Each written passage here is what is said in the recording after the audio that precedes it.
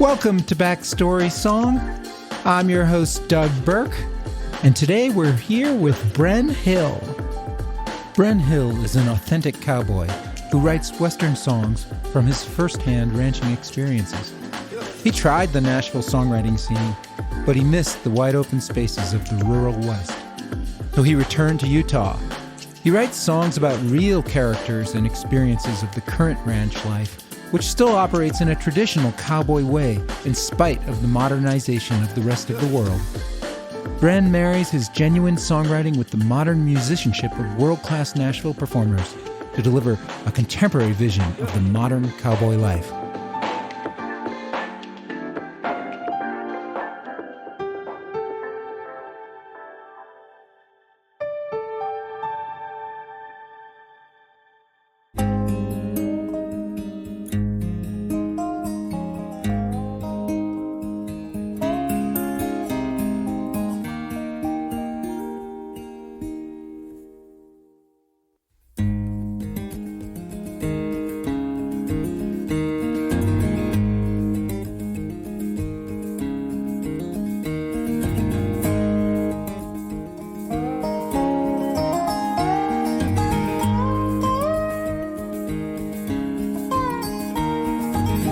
God save some lucky men to be cowboys. There's no ordinary man can wear the name.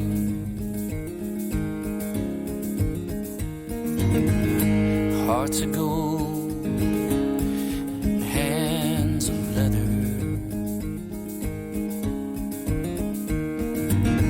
That restless spirit no one will ever tame.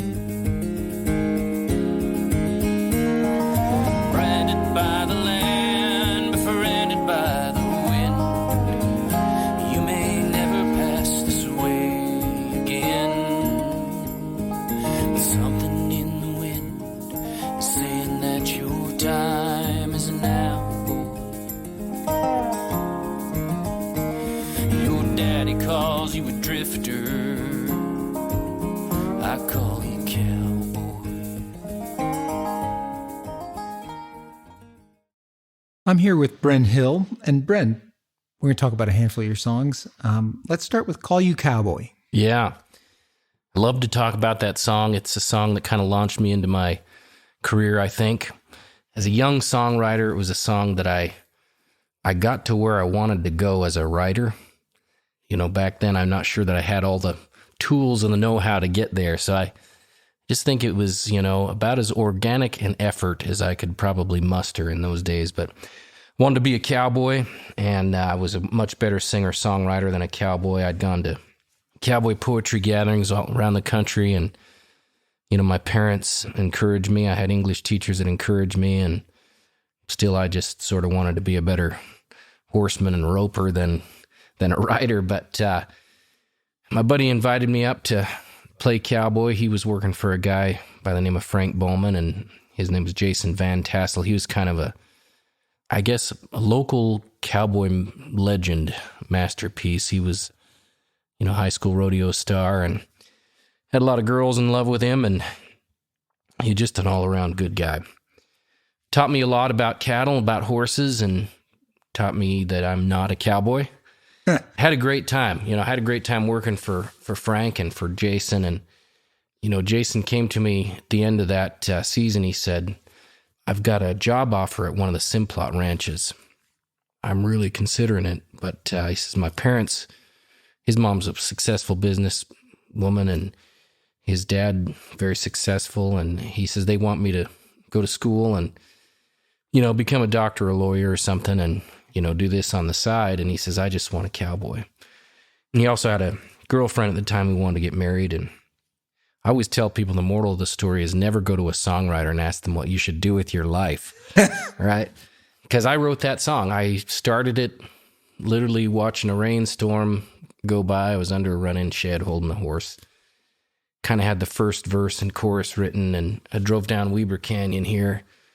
Back home, I was a college student in those days, and I think I wrote the rest on a little notepad or something, and literally it just fell out. I got the guitar in my hands, and it just all meshed together. And over the years, like I say, it's some level of commercial success, about as successful I think as a cowboy song can be, but it's been rated in a couple of top 50 listings of cowboy songs, and alongside of Big Iron on My Hip and Tumbling Tumbleweeds and things like that. And so, I never had that intention, but I cease to be amazed at the life that a song can take and where it goes. And, I just forwarded you a picture, Doug, of Jason and I a couple of weeks ago. And Jason's been all over the country. He has a master's degree. And in cowboying? Yeah. Yeah. He got that from the King Ranch. Graduated from Utah State University. Cowboyed all over the country. He was a VP on a ranch in Eastern Oregon. Went down and got his master's. Went to the Parker Ranch in Hawaii. Now he's up in Sundance or Eastern Wyoming somewhere. But some pretty prominent ranches. Yeah, just doing what he loves and very good at it. He's got a beautiful family, and that picture was just he and I a couple of weeks ago. So what's this song about? The song's about growing up and finding your way in the world. As a guy who wanted to be a cowboy, I had no idea what I was going to do with my life. And I wrote this song for my friend who did know what he wanted to do. It was a different path. And, in it, I think I wove all these sort of messages, and sort of the story behind the story there is take the risk, follow your dreams, make yourself useful to the world and become good at what you love and make a contribution and make people's lives better. Jason has done all those things, and I hope in turn maybe I've done a little of that with the music, but yeah, I look back at that and I think that song was about growing up. So you were thinking about cowboying, being a cowboy, and what is it that you were not good at, whereas you had this other natural talent for writing songs and singing them and playing guitar and the other things you do? Yeah. Performing, entertaining. You had that, and what were you not good at cowboying? Natural horsemanship is not one of my gifts. It's just not in me. I have to learn it. And even then I'm slow at it. Whereas, guys that I look up to and respect and have, cowboyed alongside of just seem to be natural horsemen. Guys that rope pretty well, probably a little more athletic than I am. And the call is to others to do that. And I love it. I still do it. I still get out with my friends and try to cowboy, and certainly fall and spring, do that kind of work with them and take part in it. But, I've learned the art of staying out of the way too over the years, not making a nuisance of myself. But, the natural gift for me was to be able to look into the heart and soul of a cowboy and articulate what it is that they feel from their perspective. And I think, Doug, there's, a little bit of cowboy in everybody. I think everybody wants to understand what it is about the West that makes it such a mystical, indomitable, iconic place where cowboys and other iconic creatures live, wildlife. And we just seem to have something very special and mystical here in the West. You and I live here, we know that. People don't get the opportunity to live here, want to connect with it. I've always tried to bridge that gap between the people who live it and love it and the people who don't get to live it but still love it.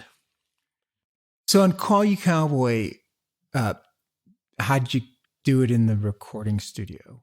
You have steel guitar on that? Or yeah, that's me playing acoustic. I came up with that little goofy riff. It's it's a G chord with a run down it. Runs down to a D. I figured that out sitting on the couch probably, while those lyrics are swirling around in my head. It's simple. I've played that for some people who say, that's all that is, once I show it to them. In the studio, it was me playing acoustic guitar and Ryan Tilby playing dobro and a little bit of upright bass and, a little background vocal. There's just not much to it. The story is sort of what it is. we tried to keep it real and capture the essence of what that song is in the studio and just keep it sparse. Do you remember the first time you played that in public? You know, I don't remember the first time I played it in public, but I do remember the first time I played it for Jason Van Tassel. And it was in the my basement of my parents' house, and he kind of looked up with tears in his eyes and said, "Man, you get it."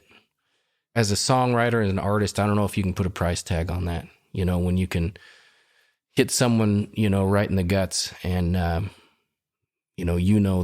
they know you get it.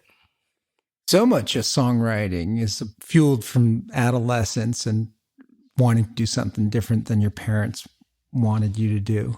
My dad's an accountant, tax accountant. So, yeah. How did he react when you told him I was going to be a singer-songwriter? They've been very supportive, and it's been very good to have an accountant. But, yeah, I think they would have, accountants are all about stability. The arts are not a stable livelihood.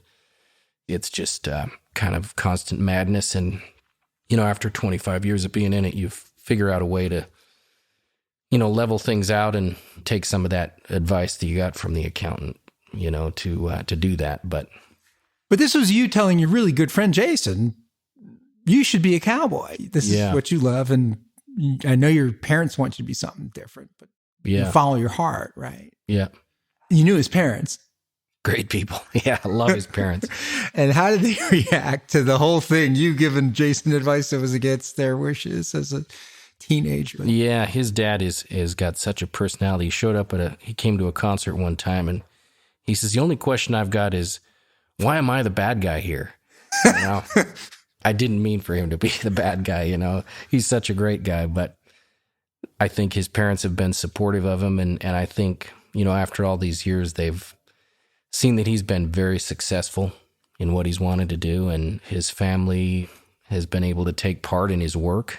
His kids can go out and ride with him, and his wife is a better hand than he is. Wow. She's really, really talented, so. Call You Cowboy. What else do we want to say on this one? I feel like I have to thank somebody for this song because it's just been, so defining for me as an artist. I guess God gave me this song, but I thank Jason Van Tassel. I thank all the guys like him that do what they do just because they hear the call in their heart, to do it. It's guys like that keep me doing what I do. So, yeah, I feel like even though I penned this song for those guys, I feel like I have to thank them for the inspiration. Where do you put this in your set list when you play? This is a show closer most of the time these days. And it's crazy that, all these years later, you start playing this song and people will clap in the introduction or mouth the words, and people will come up and they'll say that song is about my son or my nephew or my dad or whatever, and it's just amazing that people can hear a piece of music and relate it to their lives. Thank you for listening to Backstory Song. If you like our podcast, you can become a patron at our Patreon page, where you will receive bonus interview tracks with your favorite songwriters and early release access to upcoming episodes. It is only $3 per month or the price of a cup of coffee to become a Backstory Song patron. Your songs have a sense of place that's in the mountains, on the range, in the West. Yeah. This one is Call You Cowboy. So were you driving down Weber Canyon and saying, I'm not going to be a cowboy? And I'd call my friend a cowboy. Yeah. I'll call you the cowboy. Or were you trying to say, call me a cowboy?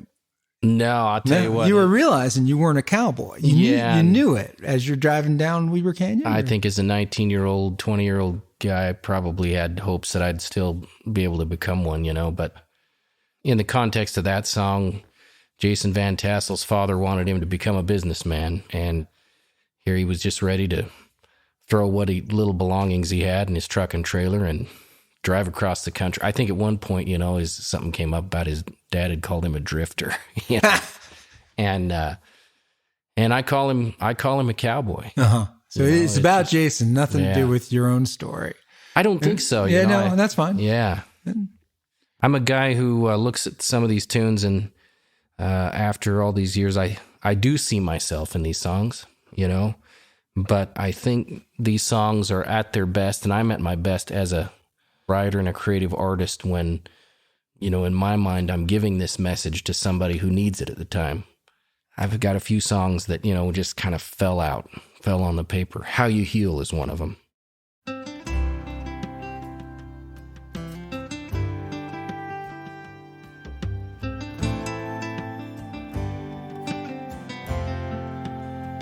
You can see the hurt in the cowboy's eyes, like a thunderhead from a clear blue sky. It was a long, hard winter and a cold, late spring. Now it's time to heal where the grass turns green. At the branding pen, beneath the snowy peak, on the reservoir road toward Otter Creek. Swing a leg on a bronc, feel the mountain wind, build a big wide loop, let the fun begin. And that's how you heal a cowboy's heart. Drag a slick new calf to the branding fire. Thank the Lord above that you're where you are. That's how you heal a cowboy's heart. How You Heal is a song that came about fairly organically as well. Another ranch family from Randolph and Lake Town, and that whole Randolph Valley is kind of the Utah ranching capital. And up there, these guys are great hands, great cowboys. 8 brothers of one family, and they all ranch, the Weston family. One of my cowboy heroes called me up and he said, he's a guy that never has a bad day. He says, we've had a bad day. He said, my cousin, my uncle's youngest son, was thrown from a truck and was killed in an accident, and would you come up here and sing at the funeral? And there I went, there's the whole Weston family in the little Randolph chapel, and, I sang at the funeral service, and it was just so hard to see them in that kind of tragedy and the wake of that tragedy, because they are just such an iconic family. These guys ride bucking horses for fun. And I get on a horse and I think, man, I hope he doesn't crow hop, If his head drops at all, I'm sort of tense, But these guys do it for fun, and these are generations that have lived that way, and they put so much beef into the marketplace. They're just such great people. They invited me the next spring to come to the Brandon, and literally it was the guys that have always been there, and Terrell Weston would have been there. And I imagine in my heart that he was there in spirit. In a way, I guess I was sort of trying to fill the empty boots and unable to do so from a standpoint of I'm not Terrell Weston, I'm not a Weston. But riding out with those guys to go, gather a pasture of calves and bring them back and brand them is a day I'll never forget. It was a perfect day of branding. And what's a perfect day of branding? It was the weather was just incredible. There was snow on the peaks. It was probably in the 60s. Not much dust. I probably caught half the time, and the Westons catch all the time. 100%. Yeah, they're 100%. And there was no big wrecks or anything. And I mean, it was just in the camaraderie. It was good lunch, They had me play a few tunes, and it was just one of those kind of magical days, And I think for them, it was a hard time. It was them coming back to tradition after losing a family member in tragedy. There was smiles and laughter that day, but there was also something missing there, and there was hopefully some healing there, and watching them turn their product out on green spring grass, wearing their brand, was something I'll never forget. That's another song. I literally left the corrals that day and had that song halfway written before I got home, and just kind of feel like it sort of fell in my lap, How You Heal. Yeah. It's a sympathy card to the Weston family? I think so, but I think more than a sympathy card, I think it's, I think they will heal. It's both you will move forward, you will carry on this family brand. There will always be pain in your heart. I've lost people in tragedy, and I know that those are wounds that don't ever really completely heal, You learn to live with them, so to speak. We're in the middle of the process of them doing that, and I think that song came as encouragement for them through that difficult time, and so, yeah, probably it was a bit of a sympathy card, but more than that. Yeah, a little bit more. Yeah, maybe words of hope that there is a spring for every season. And you mentioned Lord in that, so yeah, there's a religious spirituality to the song. Absolutely. These are deeply spiritual people. They're connected to the land and connected to their livestock. And yeah, I think, what was apparent to me that day is, the presence of angels, riding around us. It was palpable as much as the dust in the air, You could just feel that Terrell was there. So talk to me about the production process. You wrote the song in one sitting? Yeah. Really, those songs come probably in a matter of 30 minutes to an hour. Yeah. You flesh them out and you arrange them. There's maybe some little riff or something on the guitar that leads you sort of into the next level. It's almost like, you feel these gates open and you just kind of pass through them as an artist. There's a pathway for this stuff to go down, and sometimes it just comes together very easily, meshes it together very nicely. That's one of those songs. In the studio, recorded that in Nashville. Great multi-instrumentalist, legendary guy by the name of Jonathan Yudkin. Really kind of co-produced that record. Another guy by the name of JT Cornflaws, guitar player. Guys I've recorded with and worked with in the studio, and they kind of understand, my vision and try to take a really pure approach to it and leave the essence of the song there, not overstep their bounds, I think, as instrumentalists. And JT Cornflaws came up with that little riff on the gut string guitar, and Yudkin had that, haunting thing he was doing on the violin, and I swear I think that was a 2 or maybe a 1 or 2 take song. Wow. Yeah. It just came together so easily. How You Heal was the first record that I really felt confident as a musician, as an instrumentalist, to sit there and play with these guys, have a click track going, wired up the way we are in front of a mic with my guitar in my hand and playing and singing. And these are live takes, and it took me however many records to get to the point where I felt like I could comfortably and confidently do that. And I'll always think of How You Heal as the record that, allowed me to step forward and comfortably sit with these world-class players and not feel like a total klutz, You remember what studio it was in Nashville? Yeah, it was at County Q. There's so many studios like that down there, but this is a great little studio. They kind of a powerhouse, crank out a lot of great stuff there, and it's a small place that you can almost have eye contact with everybody, and it was a great place to do a kind of a live record. So you're a Western songwriter, and Nashville is country. Yeah. I'm still trying to figure out the differences other than the audience. Yeah. I always say that, country music is about a woman and cowboy music is about a horse. And that's not entirely true, but it's different.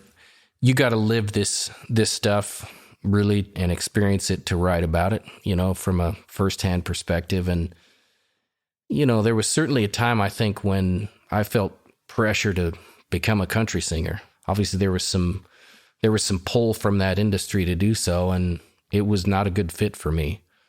Why is that? I sat down in some of those co-writing sessions with those guys, and, we get the Music Row pick list, and they tell you got to write a 2.5 minute 2-step for, whoever needs it, or a 4-minute love ballad or whatever. And, you exchange your ideas, and maybe this guy you're writing with, maybe you don't. Maybe there's 3 of you, 4 of you. And you try to write a hit. That's what they all want, is a hit. In those days, a hit's worth $250,000, split however many ways between publishing and songwriters. A lot of those guys were career writers, and I learned the craft of songwriting from them, I think. How to arrange, how to intro, how to support ideas, how to bring a song to an apex, to a climax. Certainly, there's some craftsmanship there, and there's some songsmiths in Nashville.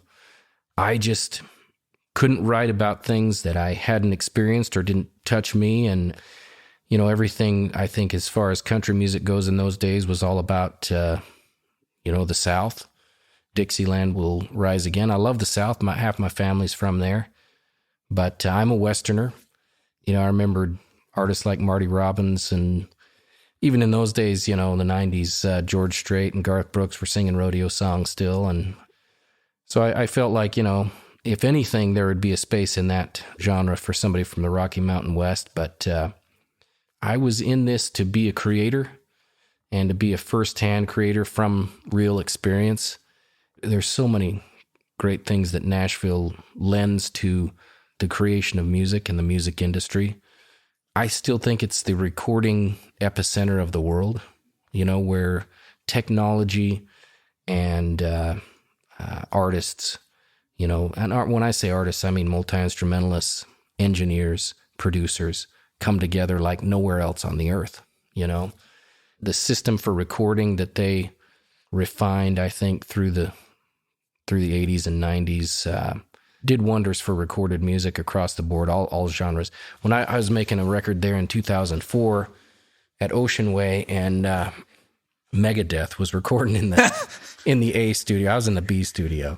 Megadeth was in the A studio. There were times we'd have to wait, for we were taking a mandolin track or something, and we'd have to wait till they quit their electric guitar solo or their drum solo or whatever. They were loud? They were loud. They were so loud, even in the soundproof studio? They were loud, and they did a lot of stuff outside in the hall that thankfully didn't carry in either, but... that's a different crowd. That's a different crowd, but they went to Nashville to make a record, because that was such a great old studio, an old church that converted into a studio down there on Music Row. And there's just so many things, from Nashville that I think we have to give credit where credit is due to that industry. But, the music that I write and the way of life that I cherish, is out here in the Rocky Mountain West, and I got to live it to write about it. Backstory Song's mission is to help songwriters and their work get found and discovered so they can make a living and keep on creating great songs. The best way to pay a songwriter is to listen to their songs. Unfortunately, with the decline of radio listeners, songwriters who live off royalties do not make the same royalties they used to. Please help out the Backstory songwriters by listening to their songs on our playlist. Share Backstory song episodes with your friends on your social media and encourage them to do the same. By liking and sharing Backstory song on your social media, you'll be helping the songwriters on this podcast.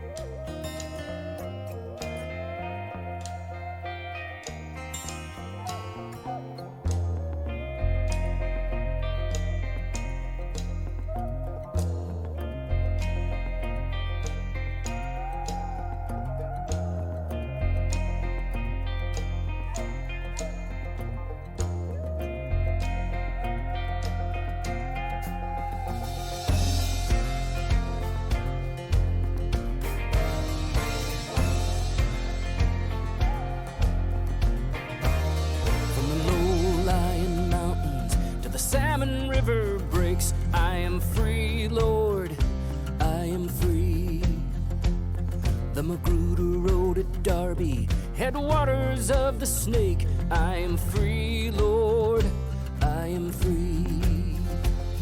And I miss my home and family and the woman that I love. But the spirit of the Lapwai runs through the land like blood. And I'm leaving it behind me now, 'cause that's how it has to be. But I'll return and I'll be free.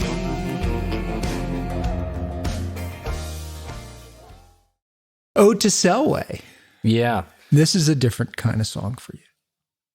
I think so. Ode to Selway came about, in the midst of a music career, but I think it was a song that took a lot of years for me to write, and it took a lot of trips to northern Idaho for me to write. I went to the Payette National Forest when I was 12 years old with my dad on a big pack trip. Man, it was such a great time. There was guys on that trip that'll never be there again. It was the first time I ever heard Ian Tyson. We had a cassette copy. You and I have talked about this a minute ago, but a cassette copy, it said Cowboyography, handwritten, that somebody had made from, a cassette tape that they bought at an Ian Tyson concert in Wendover. There was a battery-powered Sony Walkman with a 4-inch speaker on it. Was that 4 inches? Maybe 3. And we sat there and listened to Ian Tyson around the fire. And it set me on the course of my life. These songs were they were what I wanted to say. As an artist, it was Western imagery. And a song like the Ballad of Claude Dallas, I knew that stuff was going on. I'd heard that story. I knew some of these places he was singing about. And I just felt like, I'd finally found a mentor that could sort of give me a model for what I wanted to do. And so part of Ode to Selway is where I started and why I started doing what I do. Later in life, I got up into South Fork of the Clearwater and Clearwater National Forest, and we went into the headwaters of the Selway and up Fog Mountain, looked over into the Bitterroot. I've been in the Bitterroot Valley looking on the other side, seen those old Selway crags, and the tops of the Bitterroot Mountains, and, looked at that vast. Never been into the Selway Bitterroot, but I've certainly looked into there and, heard elk bugle and wolves howl, and it's a mystic place. My son, went through cancer in 2008. He was 2.5 years old. He had brain and spinal cancer, and it was such a crazy time for us. We were kind of glued to the hospital for about 14 months, and they were glued to our house for a few years. I felt kind of bad if I left, to go play gigs, but I had to play gigs to earn money. I just hated to be away from home, and then all of a sudden things were kind of better, and my son's health was better, and it was okay for me to leave for a while, and I went, back up to northern Idaho and back in the woods and, hit the Elk City Wagon Road and kind of got lost in the Selway wilderness. And, man, it was so therapeutic. I felt, like I say, guilty for leaving, but I needed some reprieve also from what we had been going through. And, man, I found it. I found it in there and in a place that I'd been going all my life. And it was almost like I fell back in love with it all over again. And in fact, I just was up in that country last week, but still love that northern Idaho country. And I think, Ode is musical tribute to, so it's a musical tribute to the Selway Bitterroot Forest. And hopefully, we'll get folks to realize what a gem that is up there. And for, years to come, a place like that we can preserve and enjoy for many generations. Most people haven't been there. Yeah. What's it like? Describe what Selway. It's the deepest, darkest forest in North America kind of feel. There's on the north sides of the hills, it holds the moisture in. It's colder there. On the south sides of the hills, it's kind of that dry forest, and, you can get all of that by hiking a mile. You can almost be in two different ecosystems, On the left side of the hill that faces north, you're talking about black bears and white-tailed deer. On the right side, you're talking about mule deer and elk, It's just such a mystical place. Those rivers are so deep from the top. When you're looking down into the South Fork of the Clearwater, you can see, and this is, what is it, a mile and a half down there? You can see the rocks in the river. It's that clear. You know, one of the lines in that song, when you see those crystal waters, you will never be the same. The realization that there is something that pure and untouched left, you know, in this modern world is part of what inspired that song. It's a mystical place. So tell me about the production process. And they will actually finish telling me about the writing process. It took longer. And I like to ask songwriters, how do you know when a song is done? Yeah. You know, for me, knowing when a song is over has always been fairly easy, simply because I try to arrange these things as I write them, and arrange them in a way that presents them, I think, fairly commercially. Some people sort of wince when I say that word commercial, but we are trying to sell this stuff after all, you know? There's a way to arrange this stuff so that you can present an idea to a listener, support it, bring it to an apex with an ultimate sort of payout to them, and then let them go. You know, music is an intangible piece of art. It's there for a while and you're lost in it, and then all of a sudden it's over. Look for ways to not give that listener too much, because I want them to come back. You know, I want them to continually want to come back, and I don't want to overfeed them. Ode to Selway is a song that, like I say, took me a long time to write, simply because, you know, I think that part of the world and the experiences I've had there, I needed a little bit of time in my life, a little maturity, a little heartache to help me realize how special that experience is up there, how special that place is, how unique it is. You know, so in a way, that song took me many years to write. When it came to actually fleshing it out and putting it on paper, probably didn't take all that long, you know. I went kind of a 1/4 running bass line there, which is actually a G sus to a C sus chord. It's not sophisticated by any means. Mostly there would be a 1/5, you know, alternating bass line, and this was a 1/4. So it made it feel very suspended, gave it some grit. And especially when we got in the studio, you know, and JT Cornfloss fired up his electric and Jonathan Yudkin pulled out a banjo. You know, we listened to it and it was great. There was that heavy, you know, driving kick drum and snare, and gave the song the edge that I wanted it to have. You know, I felt like when it was coming out that this is kind of a rockin' tune.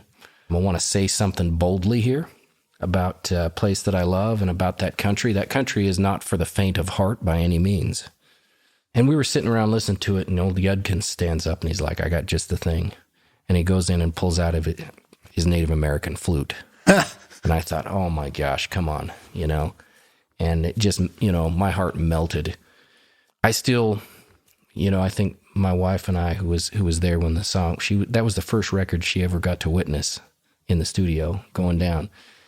And I think we still get chills when we hear the intro to Ode to Selway, and it was something that I hope, you know, all the listeners would get. Certainly as a songwriter, I felt like I'd successfully reinvented myself a little bit, which is very reassuring, I guess. I think it's important. Yeah. Because we get older and yeah, can't write the same song over and over again, right? Right. Absolutely. Have you ever been to Selway in the wintertime? Never been dead of winter. I've been when it snowed. I've been, you know, late November, actually December. This year I hope to be up there in the dead of winter. I was at Grand Teton on Labor Day at the top of the Jackson Hole, and it started snowing and lightning. And it was like September 3rd, and I was like, I'm not ready for this. Yeah, yeah. And I'd never seen both snow and lightning at the same time, because they don't usually occur together. Yeah. You know, lightning's with the rain, but it was kind of right at that crossover point. And we ran as a group tree to tree to get back to the tram from the top of Jackson Hole down. But, you know, the weather at those northern climes. Yeah. can change in a second and be dangerous at times. Oh, yeah. It's like you said, it's not for the faint of heart. That country can eat you alive, You can slip and fall on the Selway River breaks and fall forever, And I played Ode to Selway at a funeral for a hunting guide that rolled down into the river and never came out, that lost his life in the Selway River. That country is not for the faint of heart. It's claimed many lives, and certainly the way to go in there is with a whole lot of respect for where you're headed. But that tribute is all about all of the things that country is, the beautiful and the harsh. Ode to Selway is a reminder that we have neighbors and friends in north of us there in Idaho that need our tourism dollars. Idaho is such an amazing place. I mean, it's one of my favorite places on the planet. I've always hoped that people would hear that song and want to go see that country. Go see it if you haven't. I'm gonna. Thank you for listening to Backstory Song. If you like our podcast, you can become a patron at our Patreon page, where you will receive bonus interview tracks with your favorite songwriters and early release access to upcoming episodes. It is only $3 per month, or the price of a cup of coffee, to become a Backstory Song patron.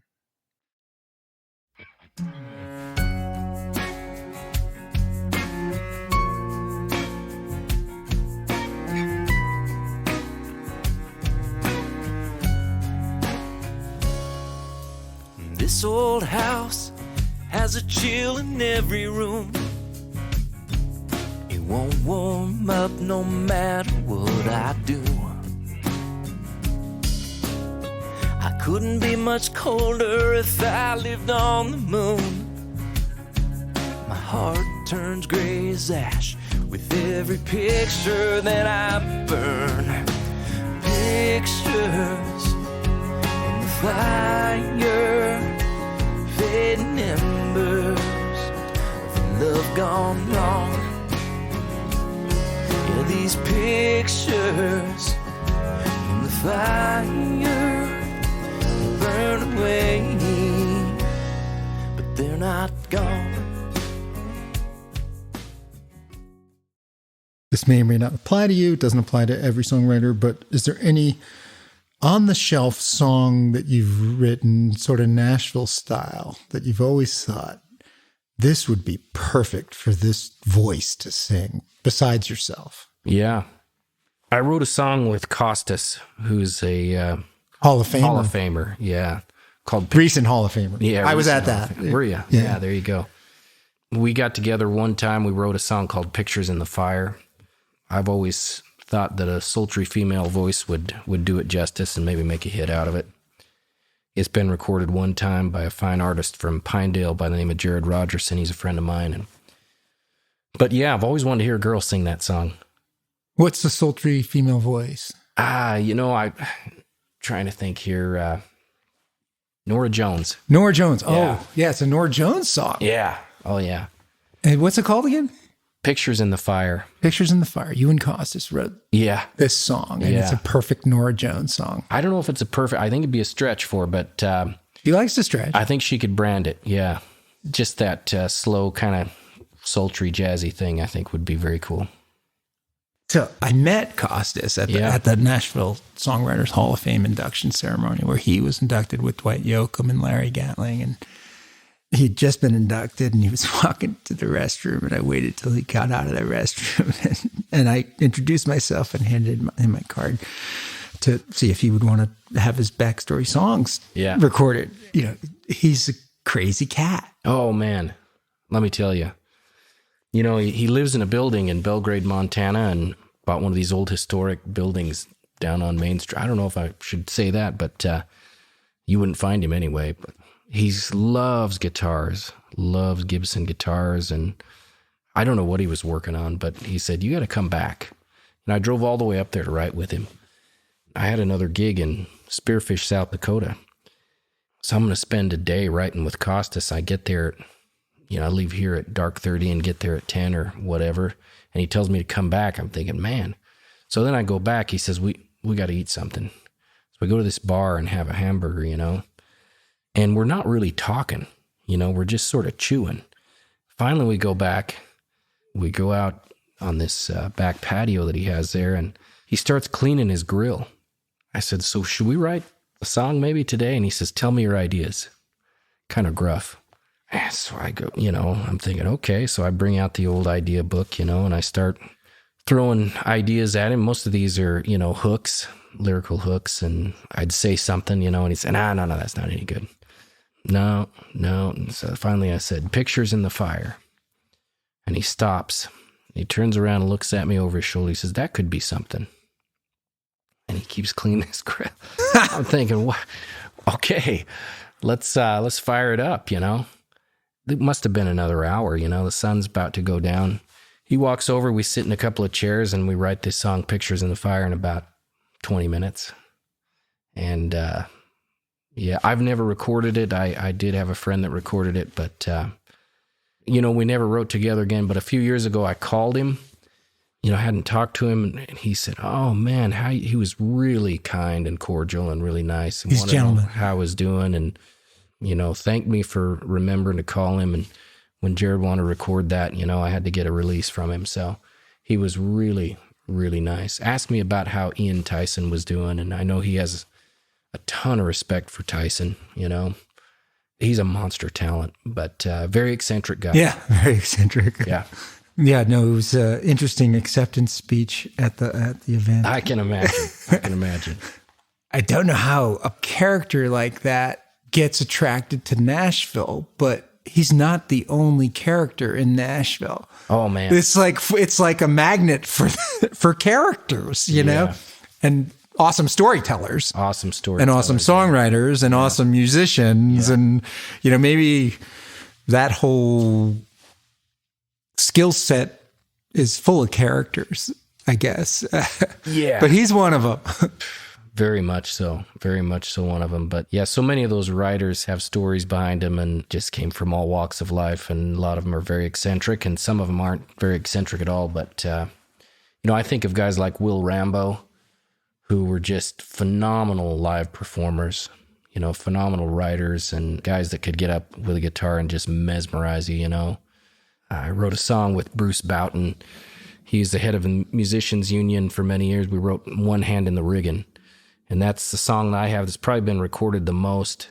Chris Ledoux was going to record it, and he ended up passing away. And so Western Underground put it on their Unbridled CD, which was the first record they came out with after Chris Ledoux passed away. And yeah, Bruce Boughton and I, we sat down, and that's another song we wrote in about 20 minutes. And so there's some talented people. I've been the beneficiary of meeting many of them, and learning the craft of songwriting from the likes of Costas. Well, let's do this Costas song if we may. Just have another song we talk about, if that's okay. I've never recorded it. Yeah. So tell me, what's it about?